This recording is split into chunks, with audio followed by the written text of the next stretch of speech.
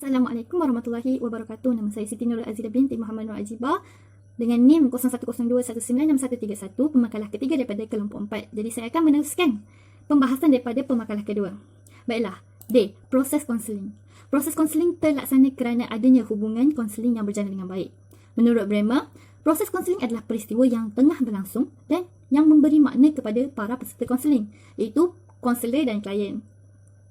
Okey, setiap tahapan proses konseling memerlukan keterampilan yang khusus. Namun, keterampilan itu menjadi tak bermakna sekiranya tak terwujud hubungan konseling yang baik ataupun tidak mencapai raport. Dinamika hubungan konseling ditentukan oleh penggunaan keterampilan konseling yang bervariasi. Jadi, dengan keterampilan ini, proses konseling tak dirasakan menjemukan dan bosan. Malah, ia dapat menjadikan proses konseling sebagai sesuatu yang sangat bermakna dan berguna. Secara umum, proses konseling dibahagi menjadi 3 tahap. Tahap-tahap tersebut adalah yang pertama, tahapan awal konseling. Tahapan awal konseling ni apabila klien menemui konselor sehingga berjalannya proses konseling sampai konselor dan klien mampu menemukan definisi masalah klien ataupun dasar isu klien.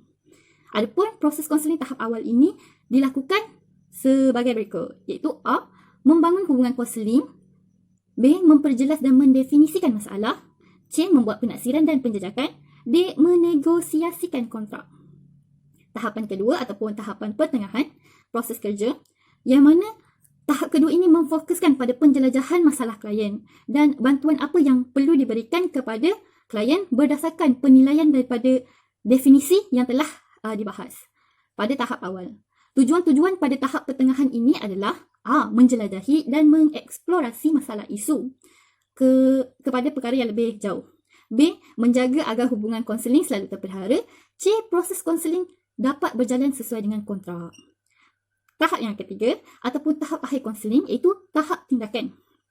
Pada tahap akhir, tahap tindakan ini ditandai dengan beberapa perkara iaitu A. Menurunnya kecemasan klien. Jadi, klien ni kurang rasa bimbang. B. Adanya perubahan yang berlaku pada klien, iaitu ke arah yang lebih positif, sihat dan dinamik. C. Wujudnya rencana hidup yang pada masa yang akan datang dengan program yang lebih jelas. D. Terjadinya sikap hidup yang positif, yang mana klien mampu berfikir secara realistik dan percaya diri. Tujuan-tujuan tahapan pada tahap akhir ini adalah A. Memutuskan perubahan sikap. Jadi, klien dapat melakukan keputusan daripada berbagai alternatif dan diskusi yang telah dilakukan bersama konselor. Klien mampu memutuskan alternatif mana yang lebih baik dan dia tahu keputusan yang mana mungkin dapat dilaksanakan sesuai dengan tujuan utama yang ia inginkan. B. Terjadinya transfer of learning pada diri si klien, yang mana perilaku klien dalam hal-hal yang membuatnya menjadi lebih terbuka untuk mengubah perilakunya di luar proses konseling. Jadi, pada masa kehadapan, klien tidak terlalu membutuhkan konselor. Okay. C. Melaksanakan perubahan perilaku. D. Mengakhiri hubungan konseling. Jadi, untuk mengakhiri hubungan konseling, harus ada persetujuan daripada klien. Yang mana tugas-tugas klien adalah untuk membuat kesimpulan hasil daripada proses konseling. Yang kedua, mengevaluasikan jalannya proses konseling. Dan ketiga, membuat perjanjian untuk pertemuan yang berikutnya. Jadi, sebagai penutup, kesimpulan daripada makalah kami adalah hubungan konseling secara umum dipakai oleh semua kaum profesional yang melayani manusia seperti profesi konselor, pekerja sosial, doktor dan sebagainya. Hubungan konseling adalah hubungan yang membantu.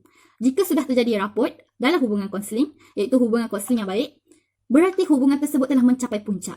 Artinya dalam kondisi ini, kondusif sekali bagi keterbukaan klien. Klien telah mulai membuang selubung resistensi dan keengganannya dan memasuki keterbukaan, disclosure. Jika klien sudah terbuka, maka dia akan terlibat dengan diskusi bersama konselor sebab dia dah ada rasa mempercayai konselor. Resistensi merupakan satu bentuk penolakan atau ketidakinginan untuk melakukan suatu hal tertentu yang akhirnya menyebabkan individu tersebut sama sekali tidak ingin terlibat. Penolakan. Okay? Jadi kesimpulannya bahawa tensi konselor adalah ketidakinginan konselor untuk melibatkan diri secara total dalam menangani permasalahan klien. Apabila hal ini dibiarkan secara terus-menerus tanpa ada upaya dari konselor untuk mengatasinya, maka proses konseling akan terganggu dan menyebabkan klien dapat terjangkit pada resistensi yang sama. Jadi, saran daripada kelompok kami menyedari bahawa penulisan makalah ini banyak kekurangan atau dapat dikatakan jauh dari kata sempurna. Kami selaku kelompok penyusun makalah ini mengharapkan supaya makalah yang telah kami susun dapat bermanfaat untuk diri kami sendiri dan orang lain. Tak lupa juga kami mengharapkan partisipasi dari teman-teman pembaca agar memberikan saran ataupun kritikan yang membangun dan dapat memberikan kami selaku kelompok penyusun berupa motivasi supaya hari esok menjadi lebih baik. Semoga makalah ini memberi manfaat bagi pembaca dan menambah wawasan kita semua. Amin.